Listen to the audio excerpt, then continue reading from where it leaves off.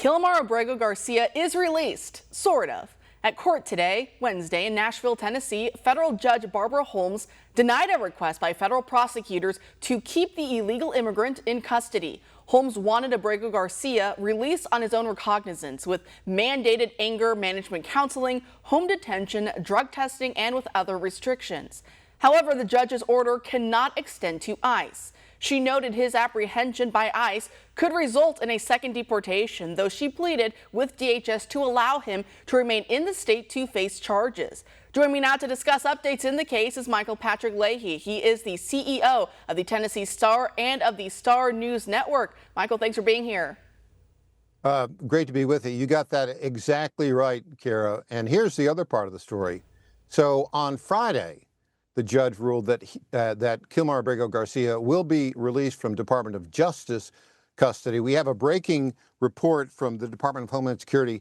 Tricia McLaughlin, the Assistant Secretary, told us about 10 minutes ago, dangerous Kilmer Abrego Garcia, quote, will never go free on American soil, end quote, amid that ruling by the U.S. Magistrate Judge here in Nashville. You know, it's absolutely insane to me that the judge in this case wanted Kilmer freed no matter what, right? It's interesting to me because if Joe Biden was still in the White House, it would appear likely that the ICE detainer would have not been honored because we saw that happen all too often. And thankfully, we saw federal agents outside of the courthouse. Like you said, ICE was there and DHS is putting out a strong statement about it. So talk to us about these charges and the case that he is facing currently in Tennessee. Well, a couple things. First, all of the rest of the mainstream media press has it wrong. They say he was wrongly deported. That's not true. We looked at the final deportation order issued in 2019. Judge David M. Jones prohibited his removal to Guatemala. Guatemala, not El Salvador. And the Department of Justice attorney who went before a federal district judge in end of March and said, oh, yeah, he shouldn't have been deported to El Salvador, got it wrong. He got it so wrong that he was fired by Attorney General Pam Bondi a couple days after he did that. That same guy now is filing a whistleblower complaint, but he obviously did not zealously represent his party's interests. The charges, which really I think arose after our report which we released exclusively on April 16th of this year, that he had been stopped while driving 9 illegal aliens in Putnam County, Tennessee on November 30th, 2022. And he did not have a valid driver's license at that time. And the vehicle in which he was transporting these 9 illegal aliens was owned by a convicted human smuggler, his boss.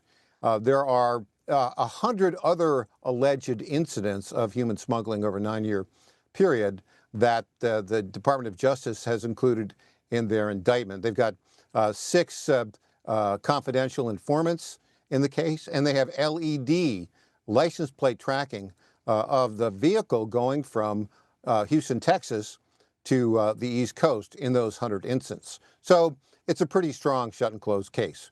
However, the judge had the very bad discretion to not keep him in Department of Justice custody. Anger management? Are you kidding me?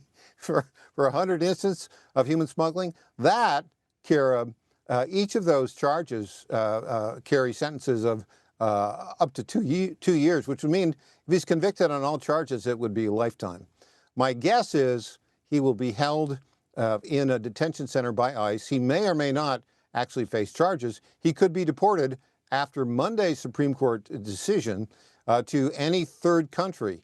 It wouldn't be Guatemala, it wouldn't be El Salvador, but it could be, I don't know, Rwanda, South Sudan, or Honduras. One of those countries it could be. Now, going back to a point that you made earlier that is so important, and it's one that you've been, hammering for months now that I don't really see anyone else talking about, is the fact that, as you say, his initial deportation to El Salvador before being flown back to America, that actually happened legally. Because you're right, even to this day, you often see left, right, doesn't matter, both sides of the media will say that he was mistakenly sent to El Salvador against court orders.